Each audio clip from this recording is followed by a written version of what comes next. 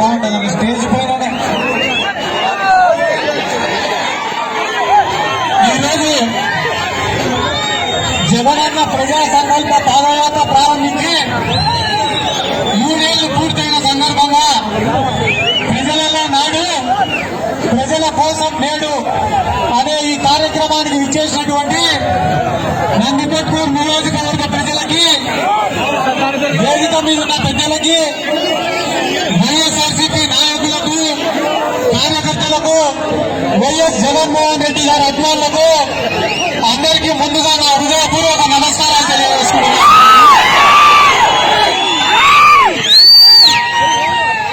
రాష్ట్రంలో పాదయాత్ర చేయాలన్నా, ప్రజల సమస్యలు తెలుసుకోవాలన్నా, ప్రజలలో మమేకం కావాలన్నా అది కేవలం వైఎస్ కుటుంబానికి మాత్రమే సాధ్యం.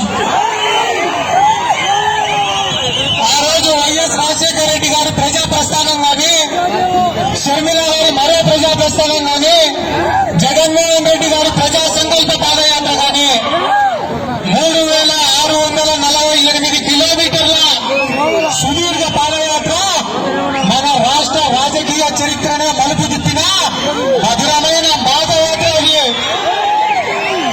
ఈరోజు ఆ ప్రజా సంకల్ప పాదయాత్రలో జగన్మోహన్ రెడ్డి గారు ఎంతో మందిని, కూలీలను, రైతులను, కార్మికులను, విద్యార్థులను, ఉద్యోగులను, నిరుద్యోగులను, మహిళలను, కుల సంఘాలను, ప్రజా సంఘాలను, విద్యార్థి సంఘాలను అందరినీ కూడా కలవడం జరిగింది. వారి యొక్క సమస్యలను తెలుసుకోవడం జరిగింది.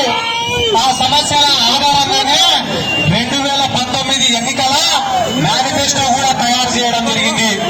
మేనిఫెస్టో తయారు చేయడం మాత్రమే కాదన్నా, సంవత్సరం రోజుల అధికారంలోనే 90% వాగ్దానాలను అమలుపరిచిన నాయకుడు వైఎస్ జగన్మోహన్ రెడ్డి గారు.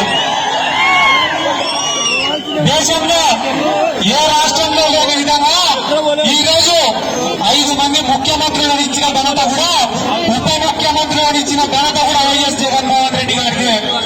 తన మంత్రివర్గంలో 60% బీసీ, ఎస్సీ, ఎస్టీ, మైనారిటీలకు అవకాశం ఇచ్చి ఒక సామాజిక విప్లవానికి నాంది పలికినారు జగన్మోహన్ రెడ్డి గారు.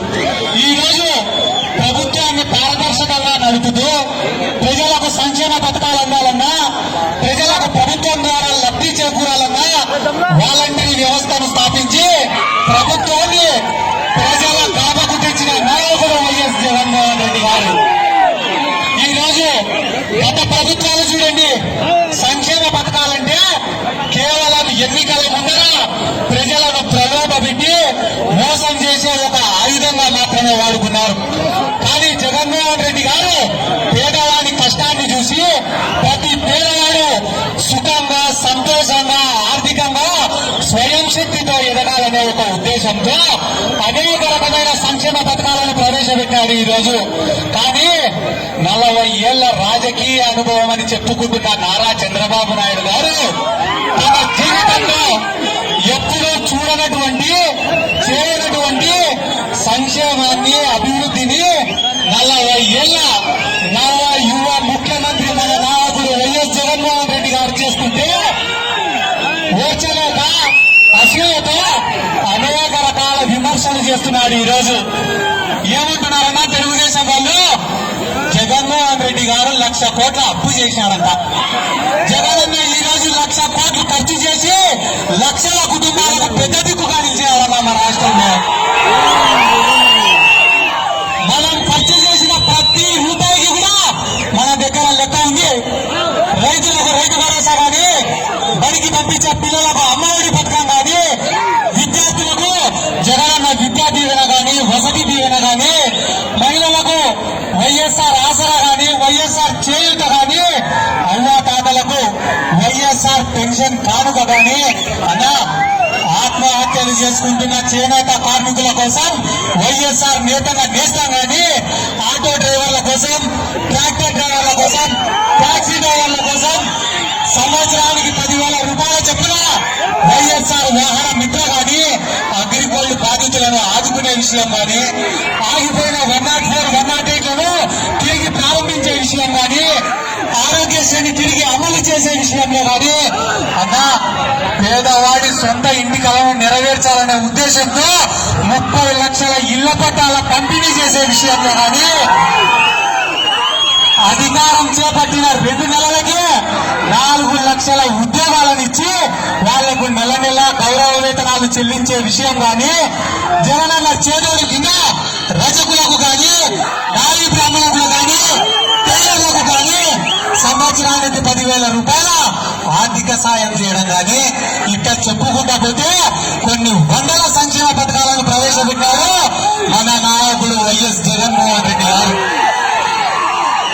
తెలుగుదేశం పార్టీ అధికారంలో ఉన్నప్పుడు 2.5 లక్షల కోట్ల అప్పు చేశారు.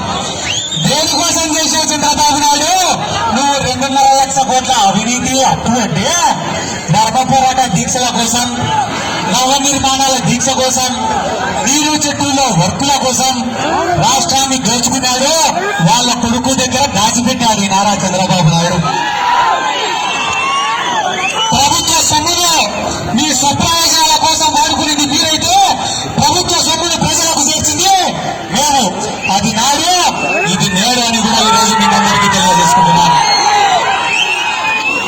మీరందరూ కూడా గమనించండి.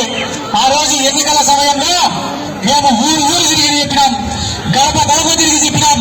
ఏం చెప్పినాం? చంద్రబాబు నాయుడు కరువు 2 కూడా కవరపిల్లని చెప్పినాం. చంద్రబాబు నాయుడు ముఖ్యమంత్రిగా ఉన్న 5 సంవత్సరాలు రాష్ట్రంలో కరువే. రైతాంగం కానీ వ్యవసాయం కానీ మన రాష్ట్రంలో తీవ్రంగా నష్టపోయినాయి. మొత్తం మన రాష్ట్రాన్ని నాశనం చేసే పరిస్థితికి దిగజారినాయి. కానీ మన పార్టీ అధికారంలోకి వచ్చిన తర్వాత, జగనన్న ముఖ్యమంత్రి అయిన తర్వాత, అనిలన్న ఇరిగేషన్ శాఖ మంత్రి అయిన తర్వాత ఈ రోజు రాష్ట్రంలో సకాలంలో వర్షాలు పడుతున్నాయి, రైతుకు మంచి పంటలు పండుతున్నాయి, పండిన పంటలకు మంచి ధరలు వస్తున్నాయి, రాష్ట్రంలో ఉండే ప్రాజెక్టులన్నీ కూడా నిండుతున్నాయి. మీరందరూ కూడా ఒక్క విషయం గమనించండి. దేశంలో రైతు సంక్షేమం కోసం పాటుపడే ప్రభుత్వం కానీ పార్టీ కానీ ఏదైనా ఉందా అంటే అది కేవలం వైఎస్ఆర్ కాంగ్రెస్ పార్టీ మాత్రమే. ఎందుకు నేను ఈ మాట చెప్తున్నానంటే, రైతుల కోసం రైతు భరోసా కానీ, జలకల కింద ఉచితంగా బోర్లు వేపించే విషయం కానీ, వ్యవసాయానికి ఉచిత విద్యుత్ అందించే విషయంలో కానీ, గ్రామాలలో కస్టమ్ హైరింగ్ సెంటర్లను ఏర్పాటు చేసి సబ్సిడీ కింద పనిముట్లను అందించే విషయంలో కానీ, గ్రామాలలో రైతు భరోసా కేంద్రాలను ఏర్పాటు చేసే విషయంలో కానీ, అకాల వర్షాల కారణంగా పంట నష్టం జరిగితే ఆ పంట నష్టానికి కూడా నష్టపరిహారం ఇప్పించే విషయంలో కానీ ఎన్నో చేస్తున్నాం. ఈ రోజు రైతు సంక్షేమం పట్ల మాకున్నటువంటి చిత్తశుద్ధి దేశంలో మరే రాజకీయ పార్టీకి కూడా లేదని చెప్పి ఈ రోజు మీకు ఈ సందర్భంగా తెలియజేస్తున్నారు. ఈ రోజు ముఖ్యమైన విషయం మీరందరూ కూడా గుర్తు పెట్టుకోవాల్సిన విషయం ఏమిరా అంటే, భారతదేశంలో అత్యంత వెనుకబడిన ప్రాంతాలలో మన రాయలసీమ కూడా ఒకటి. మన రాయలసీమ అభివృద్ధి కోసం ఎంతో మంది నాయకులు ఉద్యమం చేశారు. వాళ్ళందరి ఆశ, ఆకాంక్ష, కోరిక ఒక్కటే. అది ఏమిరా అంటే, రాయలసీమకు రాజధాని కావాలా, రాయలసీమకు హైకోర్టు కావాలా, రాయలసీమకు నీళ్లు కావాలా, రాయలసీమలో ఉన్న నిరుద్యోగులకు ఉపాధి కావాలా అని. దాంట్లో భాగంగానే ఈ రోజు మన నాయకుడు వైఎస్ జగన్మోహన్ రెడ్డి గారు మన రాయలసీమకు, మన కర్నూలులో న్యాయ రాజధానిగా ప్రకటించినారు. ఈ రోజు మీరు రాష్ట్రంలో కానీ, దేశంలో కానీ, ప్రపంచంలో కానీ ఎక్కడికైనా పోండి, ఏ ఊరు మీది అంటే కర్నూలు అని చెప్పండి. మనం చెప్పాల్సిన అవసరంలో అవతలి వారు చెప్తారు ఇది ఆంధ్రప్రదేశ్ కి న్యాయ రాజధాని కదా అని, జ్యుడిషియల్ క్యాపిటల్ ఆఫ్ ఏపీ అని చెప్తారు. అంతటి గౌరవం ఇచ్చినాడు మనకు మన నాయకుడు వైఎస్ జగన్మోహన్ రెడ్డి గారు. రాయలసీమలోని కొన్ని లక్షల ఎకరాకు నీళ్లు పాయాలా, రైతులను కాపాడాలనే ఒక సదుద్దేశంతో 203 జీవోలు ప్రవేశపెట్టారు. రేపు గాన రాయలసీమ ఎత్తిపోతల పథకం పూర్తయితే మన రాయలసీమలోని కొన్ని లక్షల ఎకరాలకు నీళ్లు ఇవ్వచ్చు మనం. అదే కాకుండా కడపలో స్టీల్ ఫ్యాక్టరీ ప్రారంభించినారు. కడప స్టీల్ ఫ్యాక్టరీ పూర్తయితే దాంట్లో కొన్ని వేల మంది యువకులకు కూడా ఉపాధి దొరుకుతామని చెప్పి ఈ సందర్భంగా నేను తెలియజేసుకుంటూ అన్న వర్షం పెరుగుతుంది.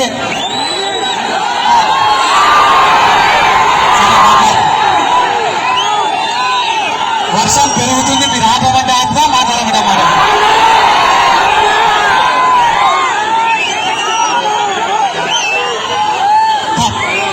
కరోనా ప్రపంచాన్నే గడగడలాడించింది కరోనా. అటువంటి క్లిష్ట సమయంలో కూడా, అటువంటి సంక్షోభంలో కూడా మన జగనన్న ఇచ్చిన పాలనను చూసి దేశం మొత్తం గర్వించింది.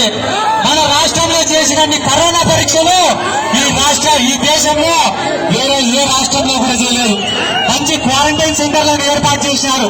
క్వారంటైన్ సెంటర్లలో పేషెంట్లకు పెట్టే భోజనాలు కూడా బాగున్నాయా లేదా అని పర్యవేక్షించినారన్న మన నాయకుడు జగన్మోహన్ రెడ్డి గారు. మన నందికొట్కూరులోనే నేను ఒకరికి కరోనా వస్తే ఫోన్ చేశా, అన్న క్వారంటైన్ సెంటర్ కు పోయినామంట, ఏమన్నా పరిస్థితి అంటే, అన్న నాకు ఇంట్లో కన్నా ఇన్నే బాగుందన్నా అంటే, సరేలే అని చెప్పి ఫోన్ పెట్టేసి ఇంకొక ఆయనకు ఫోన్ చేశా, ఏమన్నా నీ పరిస్థితి ఎట్టుందన్నా అంటే, అన్న పోయేటప్పుడు 70 కేజీలు ఉన్నాయన్నా, ఇప్పుడు 75 అయినా అంటున్నారు. కరోనా సమయంలో ఎవరు కూడా ఊహించనంత మంది చనిపోవడం జరిగింది. మనకు కళ్ళ ముందర ఉన్నటువంటి మనుషులు చనిపోవడం జరిగింది. మన మనసుకు దగ్గరైన వాళ్ళు చనిపోవడం జరిగింది.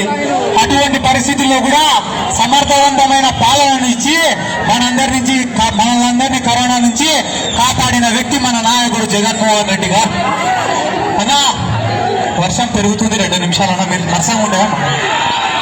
2 నిమిషాలు. సరే, వర్షం ఎక్కువైందన్నా. చివరిగా మీకు అందరికీ ఒక్క విషయం స్పష్టంగా చెప్పదలుచుకున్నా. ఏమిగా అంటే, మీ అందరికీ నందికొట్కూరు నియోజకవర్గ రాజకీయాల గురించి చెప్తా.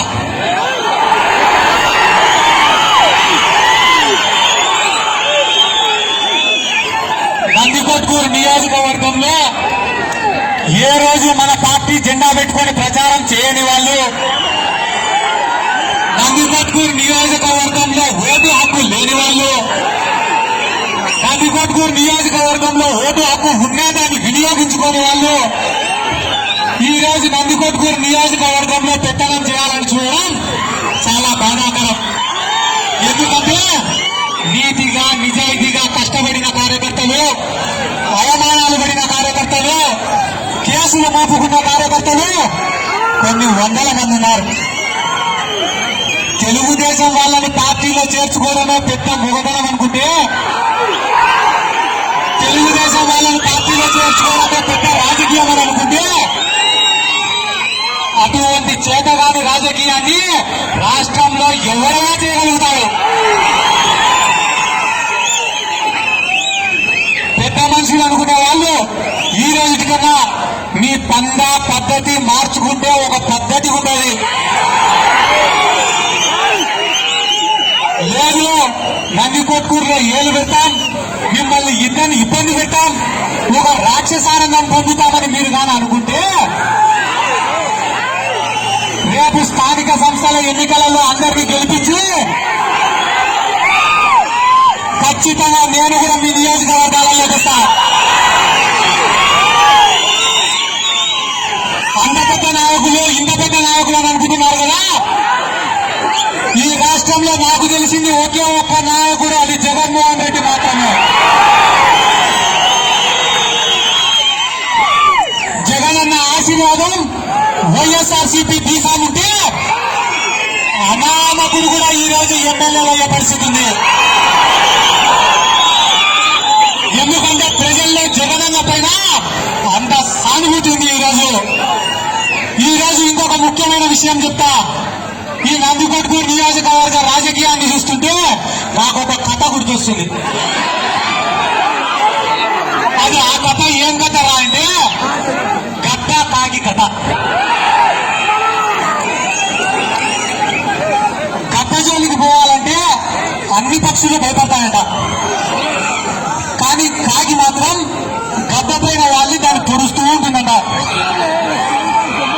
కానీ గద్ద మాత్రం ఆ కాకిని పట్టించుకోదంట. కాకితో కొట్లాడ పెట్టుకోవాలా అని చూడాలంట. గద్ద యొక్క శక్తిని గాని సమయాన్ని గాని కాకి కోసం అసలు వృధా చేయదంట. ఏం చేశాడు ఆ గద్ద అంటే దాని యొక్క రెక్కల్ని తెడిచి సాధ్యమైనంత పైకి ఎగురుతాడంట. ఒక స్థాయికి ఎగిరిన తర్వాత కాకి ఊపిరాడగా గాలి ఆడగా ఆ గద్దను వదిలేస్తాడంట. వదిలేసి కింద పడి చచ్చిపోతాడంట. కాబట్టి ఈ నియోజకవర్గంలో కూడా మనల్ని ఎన్ని కష్టాలు బాధలు ఇబ్బందులు పెట్టినా మన పని మనం చేసుకుంటూ మన కష్టం మనం చేసుకుంటూ ఉంటే ఖచ్చితంగా విజయం మనల్ని వరిస్తుంది. మధ్యలో 2-3 ఏళ్ల కోసం వచ్చే కాకుల్ని మనం పట్టించుకోని అవసరం లేదు. గద్దెవరు కాకెవరు అని నేను చెప్పకూడదు, చెప్పినా బాగు. ఈ మధ్య కొంతమందికి మైకులు ముందు పెట్టినా ఇంటర్వ్యూలలో కూర్చున్నా సిద్ధార్థ రెడ్డి గారు పిల్లోడు అని మాట్లాడుతున్నారు. వీళ్ళ కోసం నేనేమన్నా నా డేట్ ఆఫ్ బర్త్ సర్టిఫికేట్ మార్చుకోవాలా? వీళ్ళ కోసం నేనేమన్నా కాలాన్ని ఎనికి తిప్పి 10 ఏళ్ళ ముందు పుట్టాలా? అరే మనకు రాజ్యాంగమే చెప్పింది కదా 18 ఏళ్లకు ఓటకు వస్తుంది, 21 సంవత్సరాలకు స్థానిక సంస్థలకు పోటీ చేయొచ్చు, 25 ఏళ్లకు ఎమ్మెల్యేలకు పోటీ చేయొచ్చు, 30 ఏళ్లకు ఎమ్మెల్సీకి పోటీ చేయొచ్చు అని. పదవి ఆశించేటోనికి వయసుతో పని కానీ 10 మందికి పని చేయాలనుకునేటోనికి వయసుతో ఏం పని అన్నా?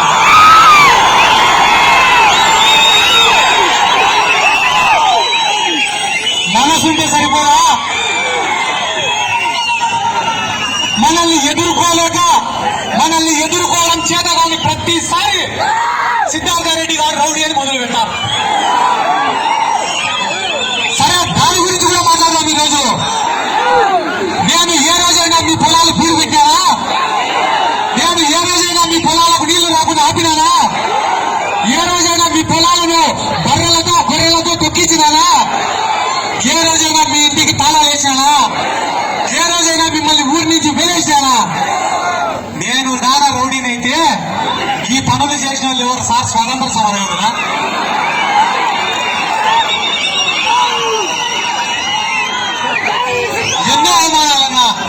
ఎన్నో అవమానాలు, ఎన్నో బాధలు, ఎన్నో కష్టాలు, ఎన్నో ఆటుకోటి మాటలు, గుండె బరువెక్కినా కూడా, కన్నీళ్లు వస్తున్నా కూడా వాటిని దిగమింగినానే తప్ప ఎప్పుడు కూడా బయటికి చెప్పలేదన్నా నేను.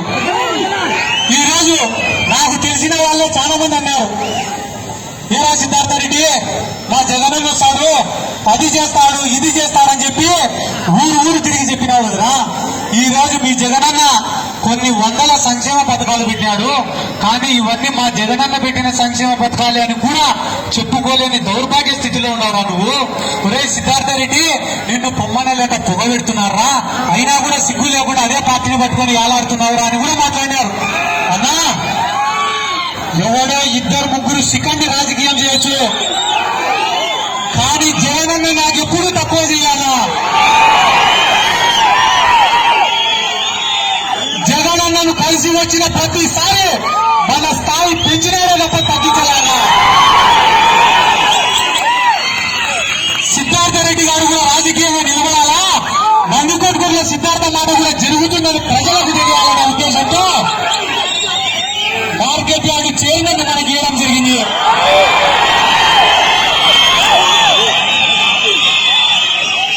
నందికొట్కూరు నియోజకవర్గంలో పనికిమాలిన రాజకీయం జరుగుతుంది.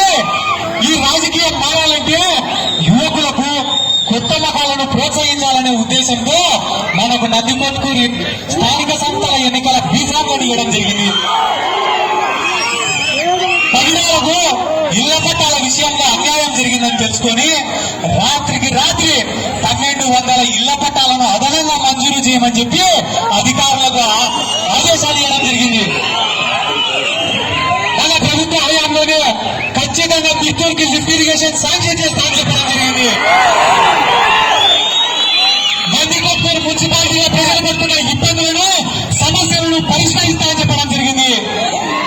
అటువంటి నాయకుడు మనకు అండగా ఉన్నప్పుడు, మన వెనకాల ఉన్నప్పుడు వీళ్ళనందరినీ లెక్క చేస్తాను నేను.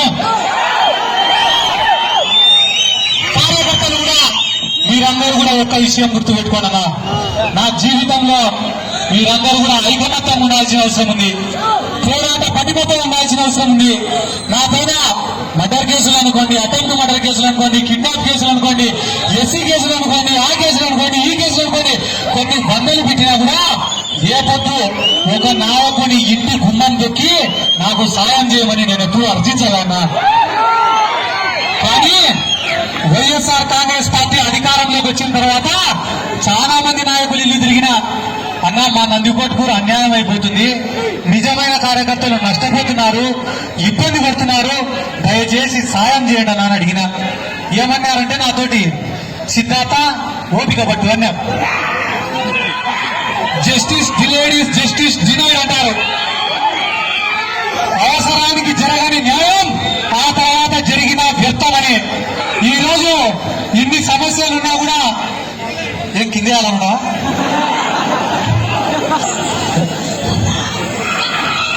ఎన్ని బాధలు పడ్డా ఎన్ని కష్టాలు పడ్డా ఈ వేదిక పైన ఇద్దరు వ్యక్తుల గురించి నేను చెప్పాల్సిన అవసరం ఉంది. ఆ ఇద్దరు వ్యక్తులకు రుణపడి ఉండాల్సిన అవసరం ఉంది. ఒకటి మన ఇన్ఛార్జ్ మంత్రి అనిల్ కుమార్ యాదవ్ గారు, రెండవది రాజ్యసభ సభ్యులు వేమిరెడ్డి ప్రభాకర్ రెడ్డి గారు. అనిల్ అన్న నా జీవితంలో అంత కష్టపడే వ్యక్తిని నేను ఎప్పుడు కూడా చూడలేదు.